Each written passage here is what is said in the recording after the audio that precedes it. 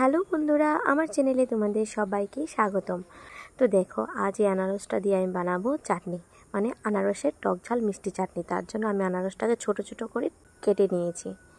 আর দেখো, এখানে নিয়ে নিয়েছি চিনি, কাজু বাদাম আর কিশমিশ, আর হলুদ গুঁড়ো আর লবণ, আর ফোড়নের জন্য নিয়েছি সর্ষে আর তেজপাতা, শুকনো লঙ্কা আর তেল, আর নিয়েছি 3টি কাঁচা লঙ্কা আর চিনি। তো দেখো, আমি কড়াইতে তেলটা দিয়ে দিচ্ছি আর দিচ্ছি তেজপাতা আর শুকনো লঙ্কা।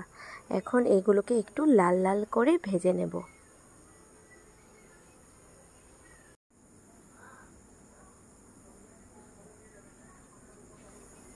তো দেখো, ভাজাটা হয়ে গেছে। এখন দিয়ে দিচ্ছি সর্ষে ফোড়ন।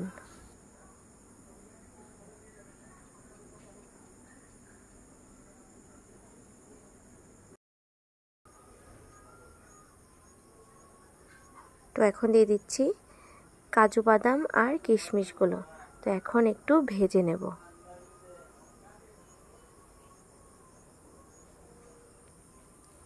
তো ভাজাটা হয়ে গেছে। এখন দিয়ে দিচ্ছি আনারসটা। তো আমি আনারসটাকে ছোট ছোট করে কেটে নিয়েছিলাম, আর আনারসটা ছিল খুবই মিষ্টি। তো দেখো, আমি এখানে দিয়ে দিচ্ছি হলুদ গুঁড়ো আর একটু লাল লঙ্কা গুঁড়ো আর লবণ।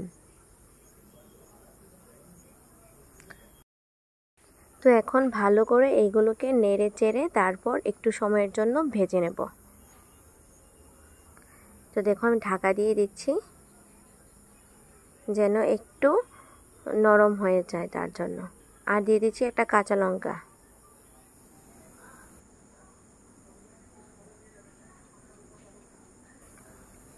তো এখন দেখো, ভাজাটা হয়ে গেছে, তার জন্য আমি চিনিটা দিয়ে দিচ্ছি। তো এখন ভালো করে এগুলোকে একটু নেড়ে চেড়ে মিক্সড করে নেব।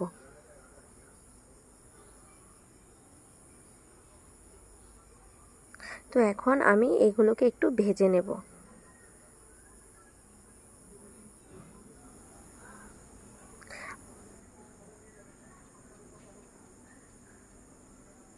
তো দেখো, আমি পরিমাণ মতো জলটা দিয়ে দিলাম।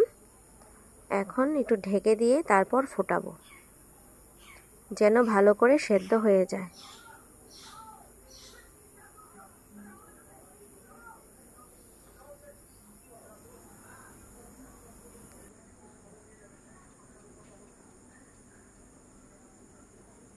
তো দেখো, দ্বিতীয়বার ঢেকে দেওয়ার পর বেশ নরম হয়ে গেছে আর চাটনিটা মোটামুটি হয়ে গেছে।